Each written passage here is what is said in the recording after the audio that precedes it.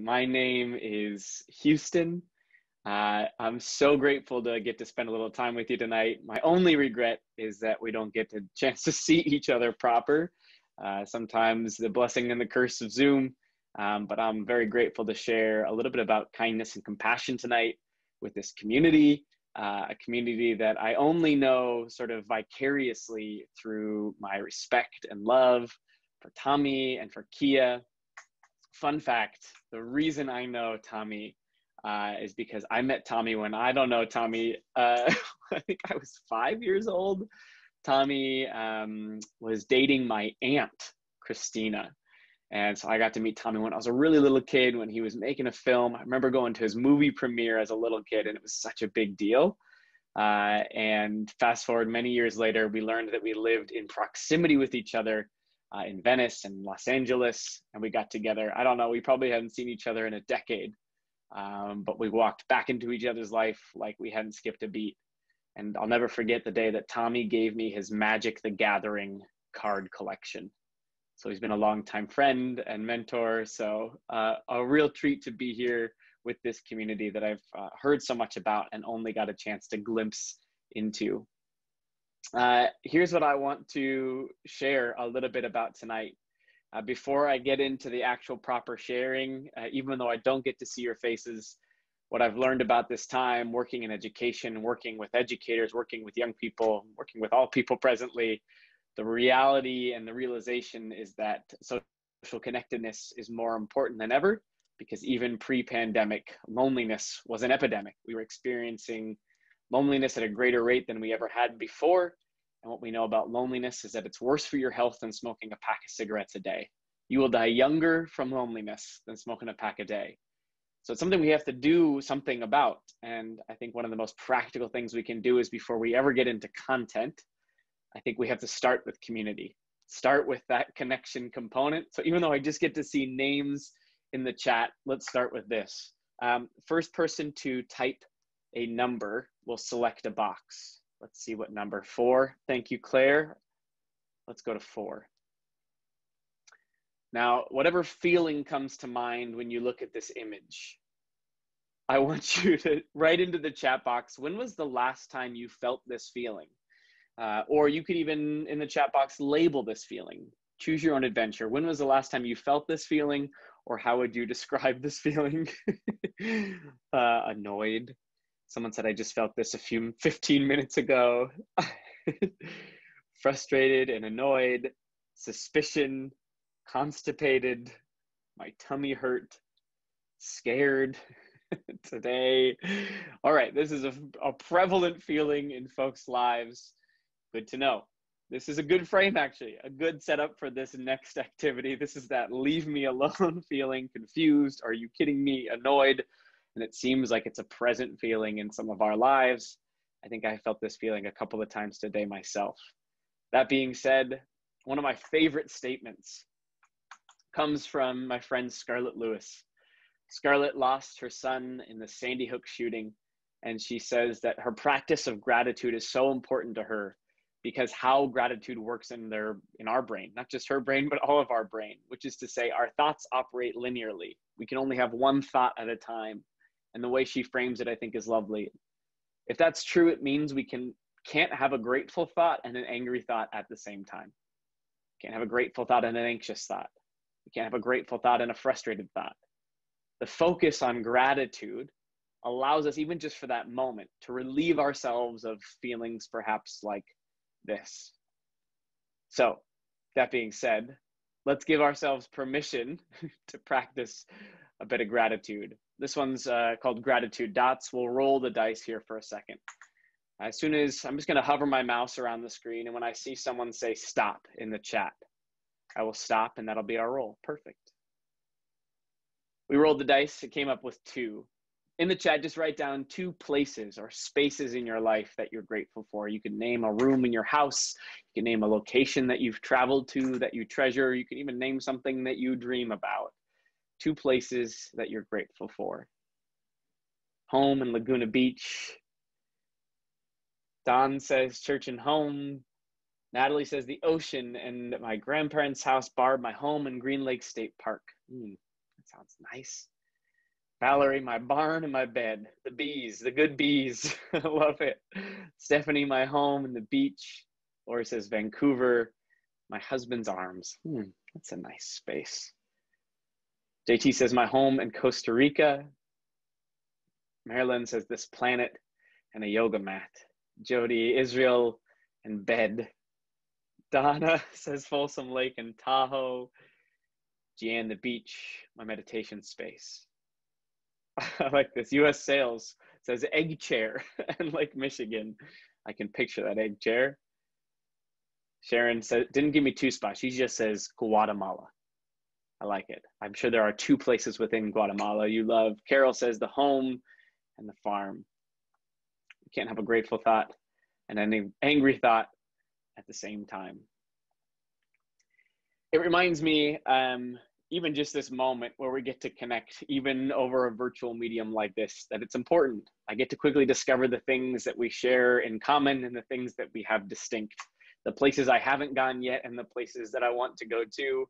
And it reminds me that even when I'm feeling like that baby, that I'm not alone somewhere else in the world. I've been speaking primarily in schools and with organizations for the past 10 years. And about 9 years ago, I was on an airplane. And I remember this airplane ride really well for a couple of reasons. The first is I hadn't really traveled much for work at that point in my career. So I didn't have any status on any airlines, which meant I was sitting in the middle seat. I don't know how you feel about the middle seat on airplanes. I call the middle seat the hot dog seat because people's bums are on either side of me.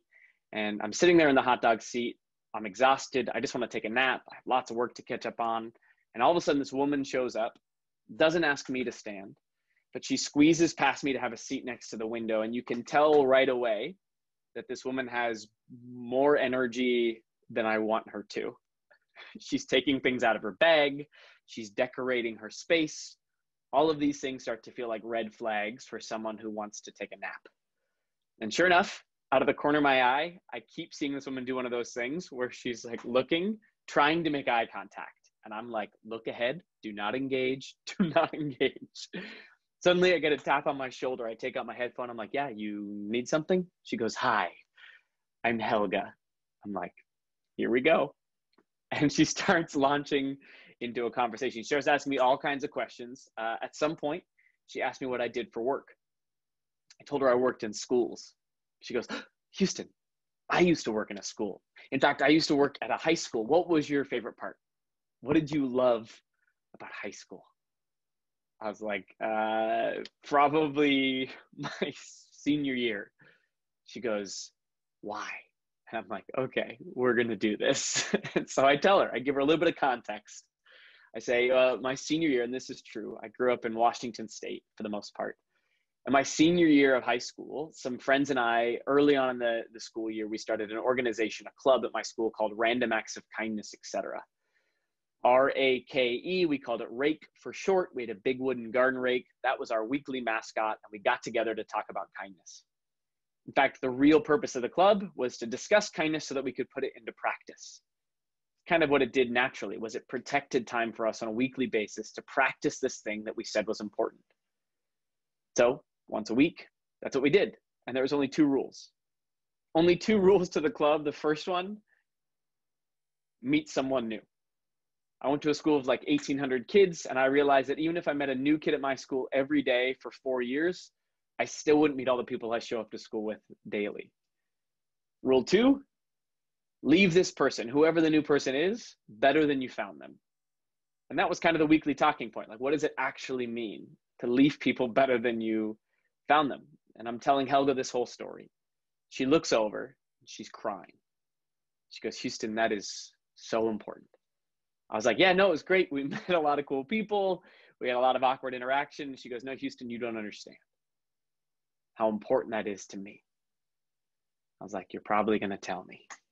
And sure enough, Helga launches into a story about how the last time she was on an airplane was 3 years before her and I had ever met.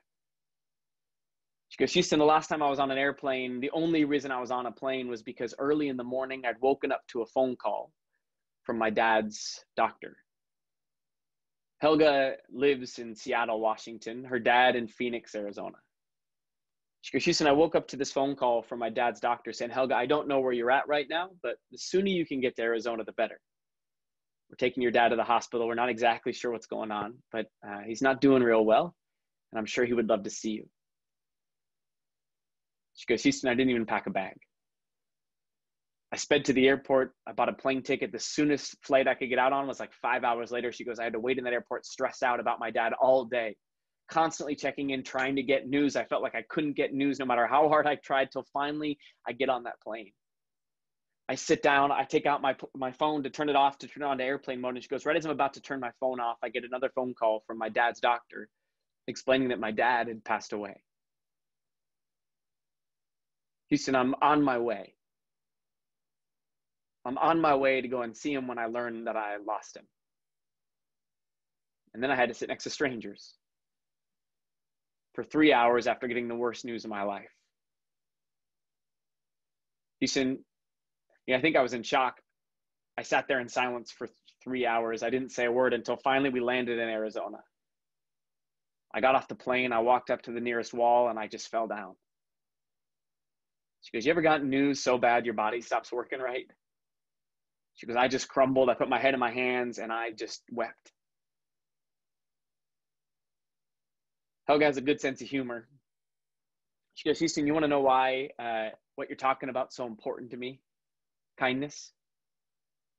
She goes, you should know something. I'm not a pretty crier. She goes, I'm not a quiet crier.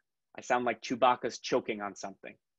That elicited a visual in my mind of this woman just weeping in an airport. She goes, you want to know why kindness is so important to me? She goes, I sat there for 2 hours. Worst day of my life. And if I had to guess, over the course of that 2 hours, there were probably 3,000 people in that airport around me, going to their planes or getting off their planes. Just in 2 hours, 3,000 people. Not one. Not a single person stopped. She goes, you have no idea how much I could have used an act of kindness that day.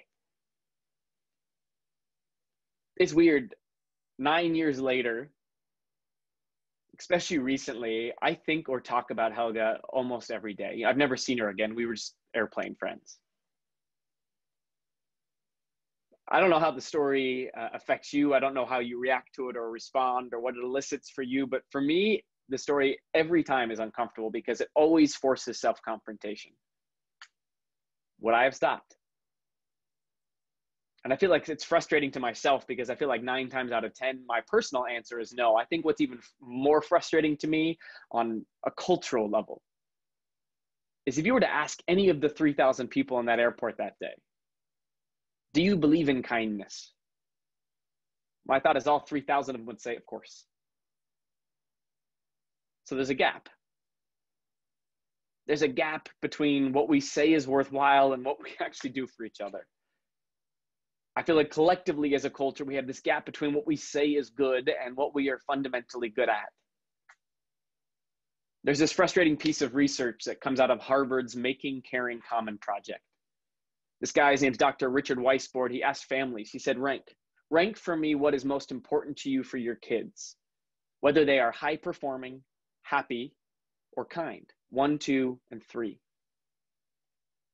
About 80-something% say they'd rather their kids be kind and happy over high performing.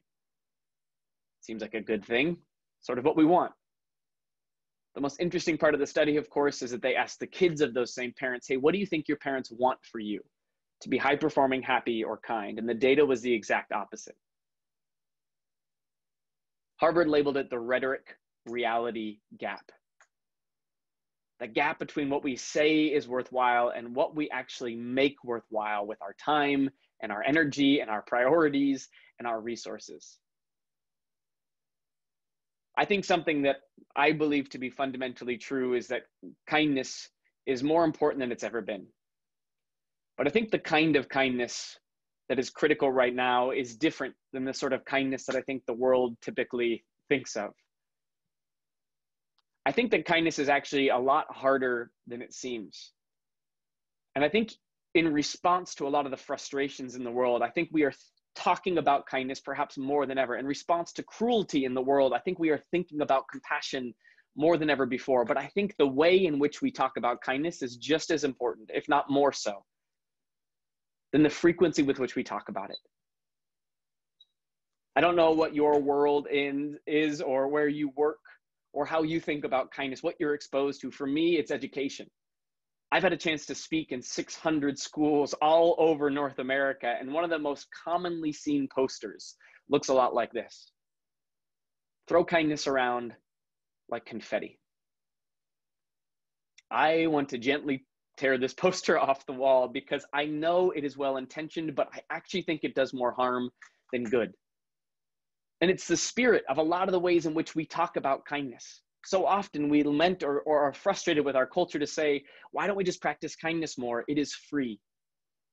And I think the notion that kindness is free, the commentary that compassion doesn't cost us something, is really damaging to the practice of deep kindness in our lives.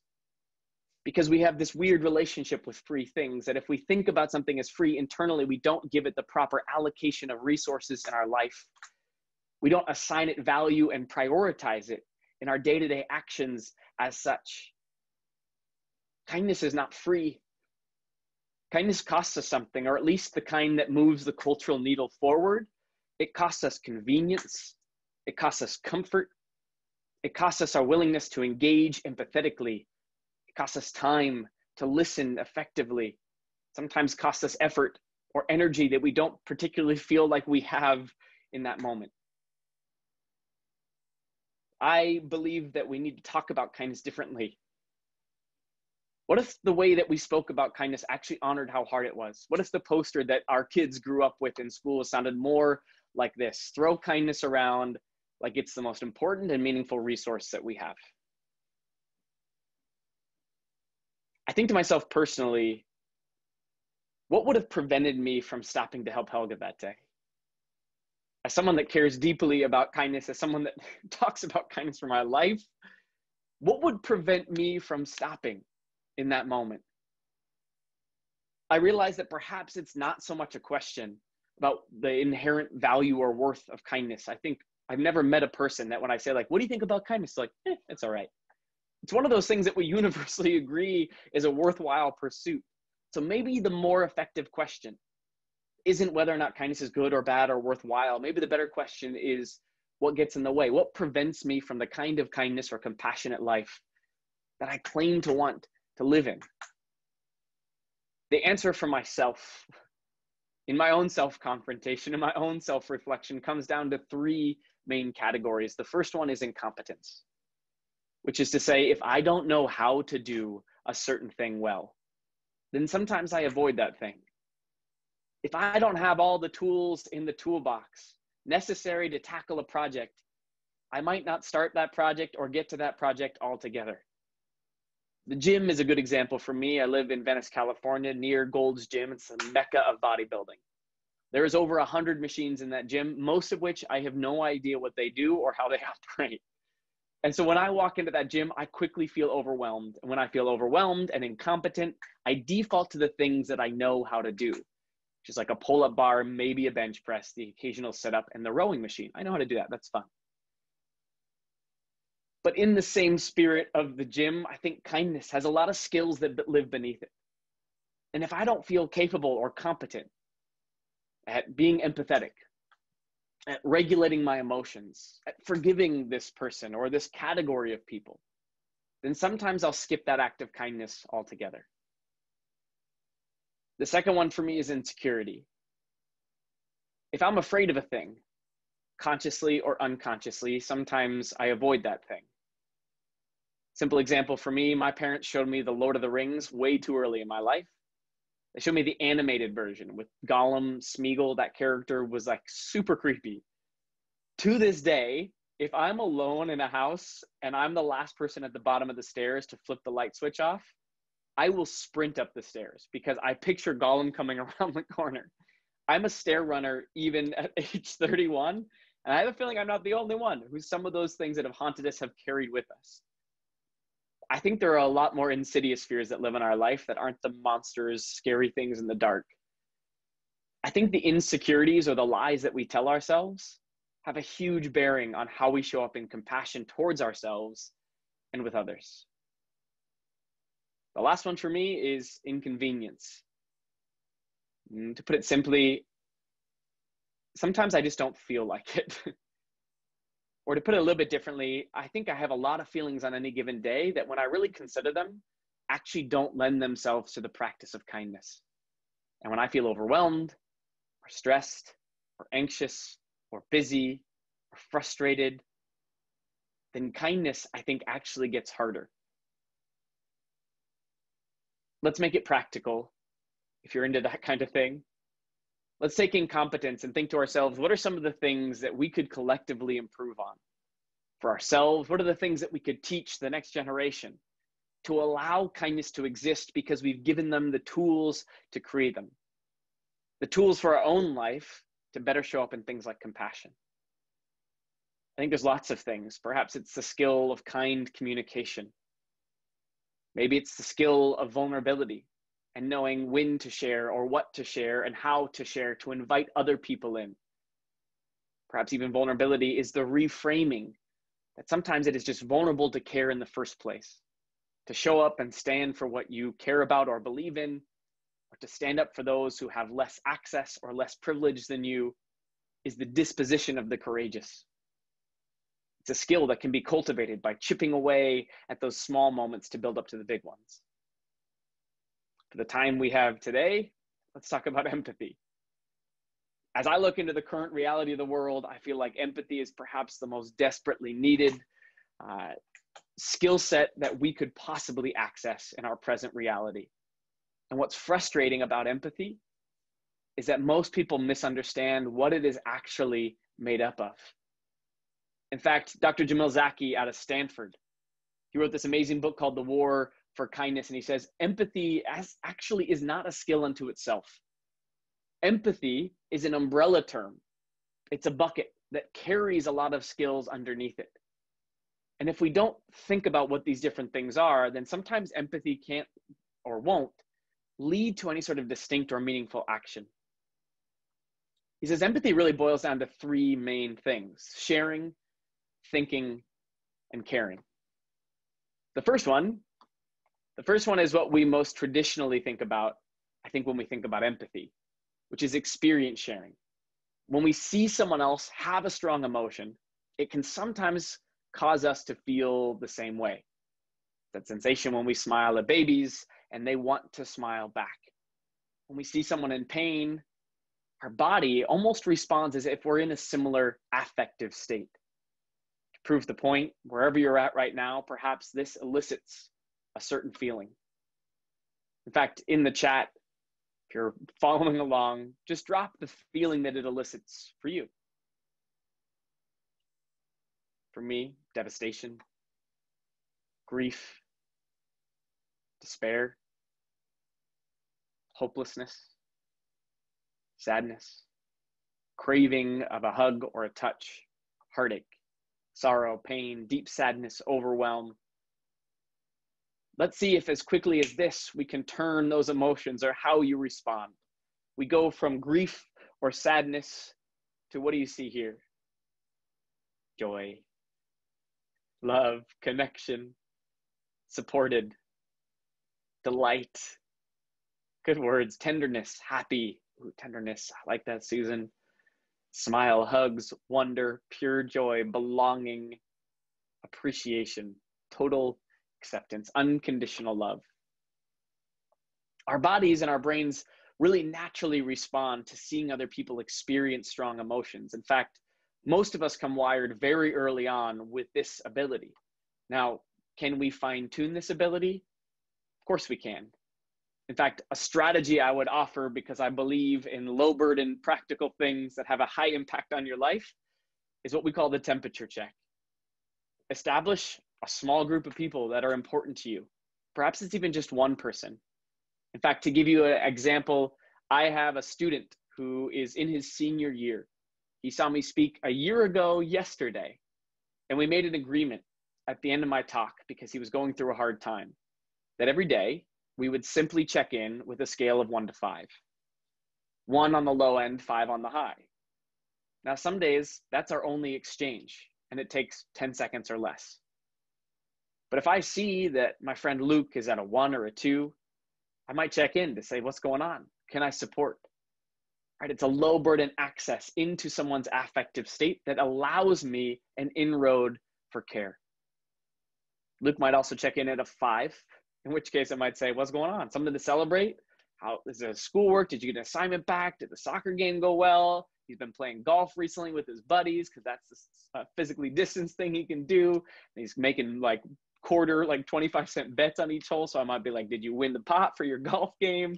A simple, practical inroad with an emotional check-in that not only gives me more access to my emotional state, but gives me a really low burden way to access someone else. I think this sort of check-in is one of the most practical, consistent forms of kindness we can offer someone in our life. What if we wanted to take it a step further? I feel like I love reading some of the words coming through in the chat because it reminds me of how we interpret emotional situations differently.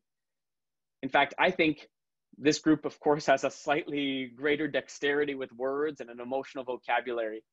But as a reminder, for a lot of the world, because we're not necessarily taught to expand this emotional vocabulary, we operate typically in one of 4 primary human emotions, which is mad, sad, glad, or afraid, but the rhyme helps me remember. Right? Most of the time, when we have those quick self-check-ins, even those unconscious check-ins, we might think to ourselves, I'm mad, or I'm sad. When in reality, perhaps we're feeling something slightly more distinct. I believe the more accurately we can label a feeling, the more control we begin to give our body and our brains over that thing. And the more accurately we're able to label it for ourselves, perhaps the more effective we get at seeing it in others. So let's try this menu. If you were to use one of these words to describe your primary feeling over the past week, what would you choose off of this menu of feeling words?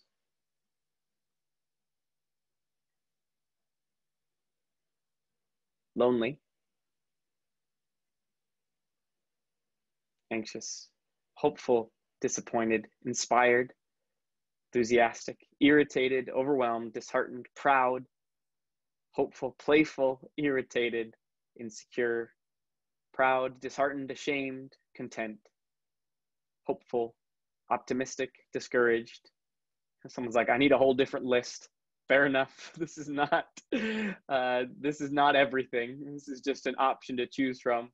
You can concatenate words, you can smash words together, whatever you need to do to come up with what you're feeling over this past week. The more nuance we can get with this language, the more nuanced our understanding of our emotional state, the more we can readily identify it in others, because sharing is the first step to effective empathy. It is, of course, not the only step. There's sharing, thinking, and caring. And when it comes to empathy, thinking is all about perspective taking. It's about trying to stand in someone else's inner life and picture how an event might affect them based on their reality and their needs. I like to think about empathy as intentional imagination. And when it comes to combining the two, a simple strategy I would offer you when you're feeling frustrated, when you're feeling like the world is out to get you, or like someone has intervened or interfered with your life and it's causing an emotional reaction in you. A simple tool or strategy I'd offer is to, instead of labeling the behavior, try to label the emotion that that person might be experiencing. So here's where sharing and thinking begin to intersect. When that person cuts you off, instead of saying this person's a jerk, what if you were to say, I know what it feels like to feel like I'm in a hurry or to feel overwhelmed. If someone lashes out at you, instead of saying, oh, that person is just so self-centered or so angry, you could say, I know what it feels like to feel hurt. I know what it feels like to feel attacked. To distinguish between the behavior and the emotion, for me, helps me distance in those moments where I feel like I want to respond out of emotion instead of out of empathy. I think we have a harder time relating to behaviors that we find ugly, even though we're equally capable of them. And sometimes it's easier to understand the emotion behind that behavior than it is the behavior itself.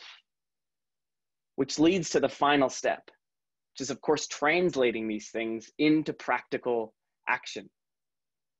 Caring is the most important ingredient. And it's the one that sometimes we can forget about, because sometimes we think about empathy as just feeling alongside people, which is an important piece of the action. But the action itself is a key ingredient, because we can feel bad for people and do nothing to alleviate their hurt or their suffering. In fact, 3,000 people walked by Helga and did nothing to alleviate her hurt. Empathetic concern is how emotional understanding, sharing, perspective taking, thinking can turn into kind action. Once we have felt that someone is struggling and tried on their perspective, we can choose to act to help alleviate their pain. Those three ingredients together make for effective caring, effective kindness. Case in point, and one of the favorite examples I stumbled upon in writing the book, Deep Kindness. I discovered that after the Sandy Hook shooting, relevant in context to who I shared earlier, my friend Scarlett, after the Sandy Hook shooting, people had this moment of trauma, this moment of tragedy, and people around the world wanted to respond with something, with kind action. But kindness, I believe, without empathy beneath it, is actually ineffective and sometimes even dangerous. So many people wanted to show kindness to this community who was hurting, that people from around the world sent stuffed animals, teddy bears, to this community who'd lost young people. It made sense in their brains, but no one, or not many, bothered to ask the question, is this what they need? In fact, so many people sent teddy bears that the town of Newtown had to rent a 20,000 square foot warehouse just to house all the inbound gifts. One of the guys that helped set up the candlelit vigil, in a profound statement, said, you know, there were more people there than there were more stuffed animals there than there were people. And he goes, don't get me wrong, a teddy bear is great, but a teddy bear doesn't pay for counseling, and a teddy bear doesn't pay for a funeral. And that line struck me as so profoundly informative, that if I give kindness without empathy beneath it, typically I'm serving myself more than the people on the far side of my desired action. Sometimes kindness without empathy is self-serving more than it is other-serving. How do we do this effectively? How do we integrate caring into our life? Well, I think it's important to think about the way we think about kindness. Instead of broad generalities, instead of just saying, how do I be a more kind person? Or perhaps worse, pre-labeling myself already as I'm just a kind person all the time. What does it look like to bring that into your life in a meaningful way? I use a really simple strategy in my brain called intersectional thinking. It's like a Venn diagram for the way we think about kindness. So I take this really big idea of practicing kindness and I reduce it down to a category. I make it specific to make it meaningful. I might think to myself, who can I show caring to today specifically? And maybe people start to come to mind for you. Maybe it's my mom, my grandma, my roommates, my partner, Tommy. It could be my Aunt Laura. It could be Selena, my barista at the local coffee shop, right? You could name any single person, because all of a sudden that specificity immediately starts to amplify that question in terms of impact. And here's where it gets good. You begin to intersect it with another circle. What does that person need? You could ask that question generally, or you could ask that question circumstantially. What does that person need today?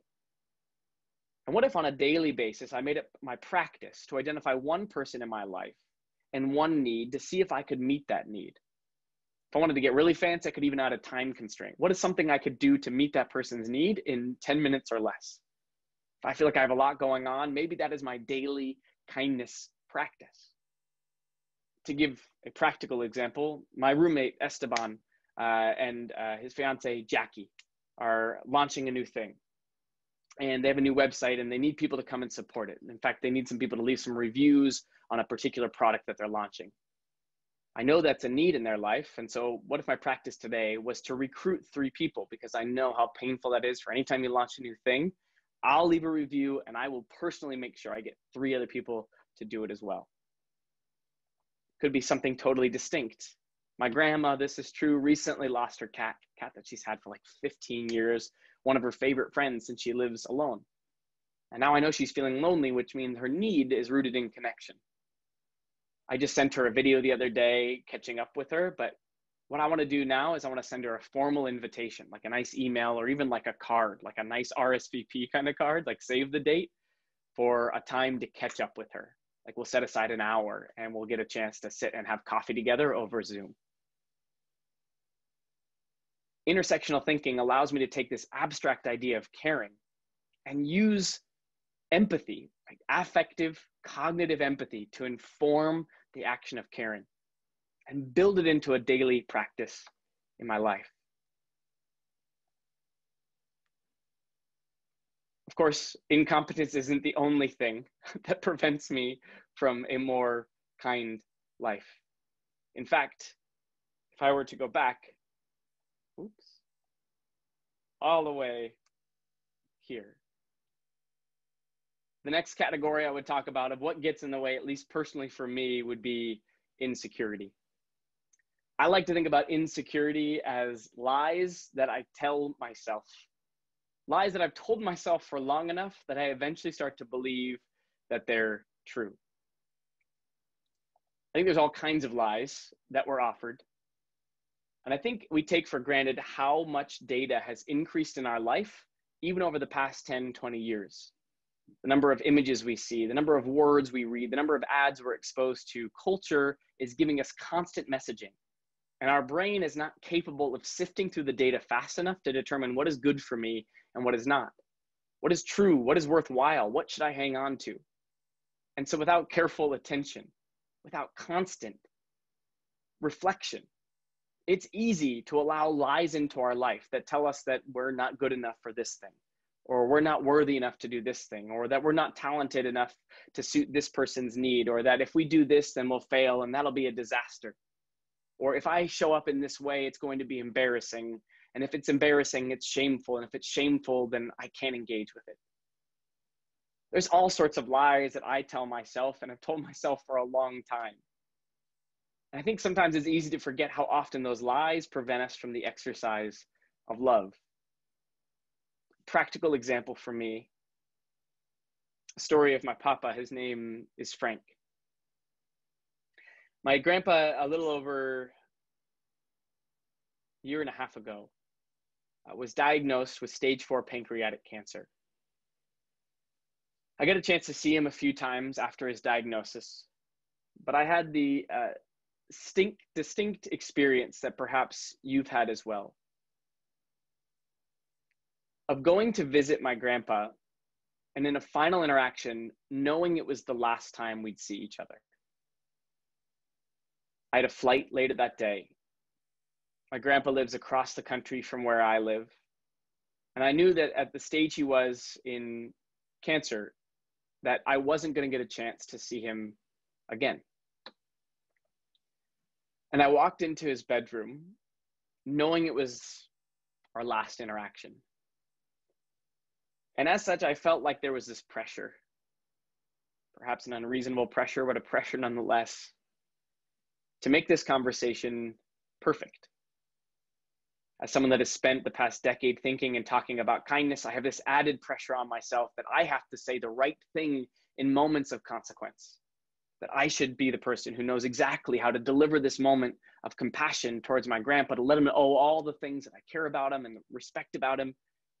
I walk in with this pressure, so worried to fail, that we ended up talking about motorcycles, which I know very little about. I don't think even my grandpa liked them that much. And we stayed on the surface until the end of the conversation when I gave him a fragile hug. And I walked out of the room feeling really disappointed, frustrated with myself, but committed, thinking to myself, you know, I'll write him a message. I'll film a video so he can have it, so he can watch it and rewatch it to let him know all the things that I love about him. But I kept thinking about exactly what I would say and whether or not it'd be received right. And it had to be perfect because this is my work and I talk about kindness a lot. So it needed to be really good. And finally, I hiked up to the top of this mountain alone. I was alone in Alaska and I got to the top of this mountain and I meditated and the conditions were so perfect. It was this sunny day. I'd seen no one on this hike. I sat there in silence for 20 minutes until finally I decided now's the time. I filmed the video. I sent it off. I didn't have service till I got to the bottom of the hike. And by the time my grandpa received it, my mom responded to let me know that he'd gone into a coma and he would pass away later that night. He never got to watch the video.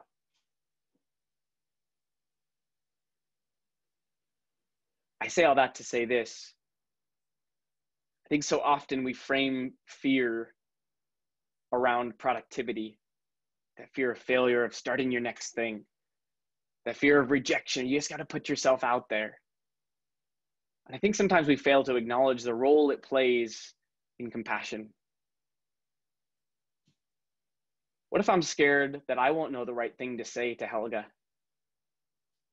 What if I'm scared that she'll look at me weird or reject my help? What if it's embarrassing? What if people look at me funny or laugh at me? What if I feel like for myself, I have my own stuff? How could I possibly help someone hurting like her? The lies that we tell ourselves get in the way of our capacity for love. And I am reminded sometimes that the imperfect action of kindness is sometimes better than no action at all. The final thing that gets in the way, at least for me, is inconvenience. I was speaking at a high school in Texas, and after my assembly was over, this kid came down to talk to me. He was taller than me, looked way cooler than I ever did in high school. He had a backpack slung on his back and an athletic bag on the other side. Carried himself with this sort of effortless ease, and he walked up to me and he goes, "Hey man, I want to let you know that after listening to your talk today, I realized I'm a really nice person." And I thought pretty much for sure that this kid was messing with me, especially when you start to speak to high schoolers. Some of them get really cynical about this kind of conversation. And I thought that he was just doing this to put on a show for his friends. And I'm like, cool, man. That was kind of the point, you know, like we need more nice people in the world. And he looks at me and he goes, "No, you don't understand. I realized while you were talking that I think I'm nice, but I don't think I'm very kind." I said, "What's the difference?" Because I don't know, man, the way you talked about it today, I think that most people in my school would say that they're kind when in reality, I think they're just nice. Because nice is easy. Nice is just a reaction. If you're nice to me, I'll be nice back to you. If I like you, I'll be nice to you. If I agree with you, I'll be nice to you. If you have something to offer me, like a thank you or your number, I'll be nice to you. Maybe if you drop your books, I might show up to help. He goes, nice is just reaction. He goes, but the way you talked about it, I think kindness is different. If nice is reactive, he goes, I think kindness is proactive. He goes, kindness doesn't wait around until we have the time to help someone. He goes, it makes the time. He goes, I realize there's so many people at this school that I don't agree with, but I can still show up in respect and compassion for them. He goes, why do we have to wait for people to drop stuff before we practice lifting them up? Why do we always wait for bad stuff to happen in this world till we practice making people feel good? And this senior boy, I think, suddenly overwhelmed by how vulnerable he was being, starts to cry. He goes, I realized today that kindness requires a lot of work. And he goes, I think I got a lot of work to do. I was like, yeah, man, me too. I think there's a lot of people in our world right now who would claim kindness when they're actually nice. They'll show up when it's convenient, when it's comfortable, when it fits their agenda, when it fits their needs, when it fits their timeline, or if there's something to offer them in return. But I think the kind of kindness the world needs right now is free from expectation of what we get back. It is given unconditionally. It shows up and makes time, protects time, even when it's inconvenient. It builds it in as a practice, because I believe that real kindness is just as much a function of discipline as it is funness and sweetness. What does that look like? How do we actually build that into our life in spite of all the things that we might feel? Dr. Michelle Borba, a friend of mine who wrote this book, Unselfie, she's been researching empathy for 30 years. She says, you know what the biggest barriers to empathy are? Anxiety, fear, and narcissism. She goes, guess what are statistically increasing over the past 20 years? Anxiety, fear, and narcissism. She goes, as anxiety goes up, empathy goes down. It makes sense. The more worried I am about what's going on in my world, the harder time I have extending myself into yours. Which is why that practice of self-care is so important, because it's an anxiety and reducer. And if I can't reduce my own stress enough, I'll never move beyond myself. How else do we move past those feelings? Well, sometimes we need to root ourselves into a fight that is bigger than us. A simple inequality I hold in my head is my fight bigger than my feelings? Because I have 1,000 feelings on any given day. And most of them, when I really consider them, actually don't lend themselves to the practice of kindness. So how do I align myself to a fight more profound than my fleeting day-to-day emotions? How do I honor my feelings and yet align my daily practices to something bigger than me? To use a derivative of a quote from G.K. Chesterton, one of my favorites, he goes, how much bigger our life gets when we make ourselves smaller in it. What does that fight look like? I'd be curious to know for you how you would fill in these blanks. I am fighting for blank because I believe blank. As you're thinking about it, as you're trying to hold this in your own brain, I'll offer you mine. I'm fighting to change the way that we educate young people on compassion, kindness, and empathy, because I believe that every person on this planet fundamentally deserves to feel like they belong here, like they're safe, like they are lovable. And I believe that the best pathway to a more loving world is to teach it. So sometimes when I don't feel like hopping on Zoom or building lessons or developing new talks or speeches or practices or activities, I come back to that fight. And it doesn't make it a perfect practice, but it allows me to align my fight, align my actions to my fight more often than just what I'm feeling in the given moment. Discipline is as much a function of effort as it is the clarity of our purpose. Dr. Angela Duckworth, who wrote the book Grit, has interviewed thousands of resilient individuals. She defines grit or resilience as the ability to persevere, persist through something challenging over time. And I think the practice of kindness is hard to do over time. She goes, in all of her interviews, what she discovered was this, that the most resilient people also had the clearest sense of purpose. They knew exactly why they were doing what they were doing, and it wasn't so much about transactional goals as it was about something bigger than them. To make our lives bigger than ourselves. I'll offer you one final practice to motivate us into action even when we don't necessarily feel like it. In research, they call it implementation intentions. I like to think about it as win-then statements. The function is to form many habit patterns in our brain. That there's a tremendous power in saying to myself, I'm the kind of person who blanks. When I see someone who's looking for food, then I'm the kind of person who will offer a snack or give them a few dollars. When I see someone who is crying, then I'll be the kind of person who comes and sits next to them and asks, is there something I can do? When I blank, then I'm the kind of person who blank. So often we like to think of ourselves passively as these sorts of people, but unless we actually declare it verbally or to write it down, we so often give ourselves easy passive excuses. We bypass habits because we haven't actually formed them by verbalizing them. If then or when then statements are actually profound ways to mobilize us into action when the circumstances arise that allow for compassionate action.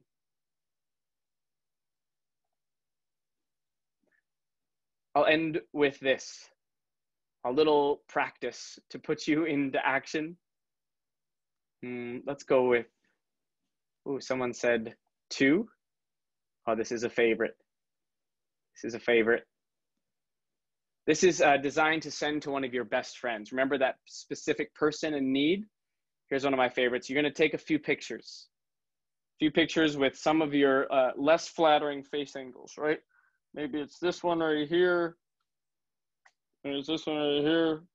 Whatever it is for you, you take a couple of those photos, and then you're just going to make one of your best friend's days by sending it to that person. I'm going to do it with you right now. With a statement sort of like this: thanks for loving me from all angles. Sending that to my roommate, Ben, right now. If that's not a practice you're up for, here's another one. Send a family member a picture of your face smiling. And tell them one reason you make them happy. Or they make you happy. That'd be a weird. Sorry. Okay, I'm going to text this. Perfect. To Tommy.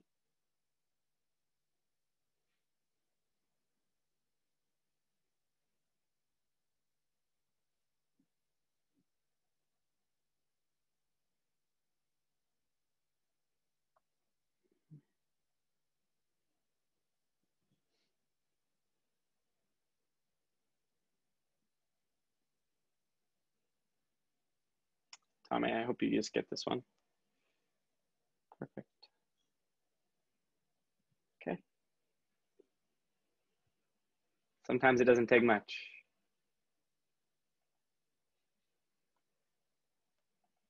Here's what I want to send you. I don't know who can pass this along, but I'll actually drop a link into the chat where you can download this. We came up with a 30-day kindness journal. So one action for 30 days in a row that allows you to begin that practice of habitual kindness in your life. In fact, let's see if I can drop it into the chat right now for you.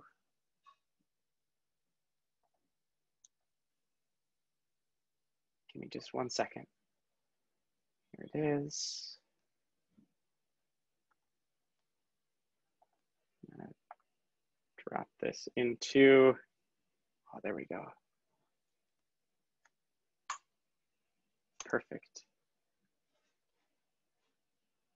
There is a link to download the journal if you like. That's free, that's for you. And this is literally my first book. It came out a week ago. It's called Deep Kindness, a revolutionary guide for the way that we think, talk, and act in kindness. And currently it is sold out on Amazon, but you can get the Kindle version right now. And you can order it from Barnes & Noble, and it's also on Audible. Let me, in fact, just send you the link right now to that. If you're up or interested in it, if you dug anything I had to say, I'll bring it up on, let's see, here we go. If we could just do like a mass Kindle ebook buy, that would make my day. Here you go, right there. I also am the one reading the audiobook, if that's interesting to you. It's always fun to share if you want to be accompanied by my voice more and more. I'll end with this thought. I was in the hot dog seat. Helga looks at me, she goes, Houston, 2 hours, 3,000 people, and not a single person stopped. I'll never forget what she said next. She goes, Houston, you know what I realized that day in the airport? As 3,000 people walked by me, I realized that kindness isn't normal. And ever since that conversation, I've been trying to figure out how we change that. How we make this idea that we all say is good, how we actually become good and effective at it in our lives, how we make kindness more normal in this world. And I really believe that it comes down first and foremost to equipping ourselves with the skills, the competencies that live beneath the action of kindness. Kindness is the external manifestation of a concert of internal skills coming together. And if we neglect those skills, then it reduces our capacity for meaningful action. I believe it requires us to show up in courage, to reflect on the lies that prevent us from connection and love, to recognize how much of the things that our world tells us are in fact not worthwhile, not good for us or even true, and that they drive us away from connection instead of toward it. And finally, to figure out what we're fighting for so clearly that even when it's inconvenient, we don't just show up in this world with niceness, but with the profound practice of ongoing kindness, even when it is uncomfortable. I think if we do these things intentionally, slowly over time, we might just make kindness normal for ourselves. And if we do it right, perhaps the world. That's my fight. I'm grateful that I think I see a few people in this Zoom room with me who are on board to do it together. Tommy, thanks for the opportunity. Thanks for letting me share with this community. They've been awesome and encouraging and so wonderful. Ah, there's so many comments. They're all so kind. Thank you. Appreciate you so much. If you want to stay in touch with me, my name is Houston like the city, Kraft like the cheese. I'm on Twitter. I'm on Instagram. I'm on Facebook. I'm on all the places. You can find me there. And I'll be talking about this stuff relentlessly until people stop listening to me. You can always go to deepkindness.com. And there's a bunch of resources there, including a link to Barnes and Noble. Thank you, Lisa, for wanting to support elsewhere. But deepkindness.com will have some other spots to get a hold of us and purchase the content. So thank you so much. Hope you have a beautiful rest of your evening, wherever you're coming at from the world.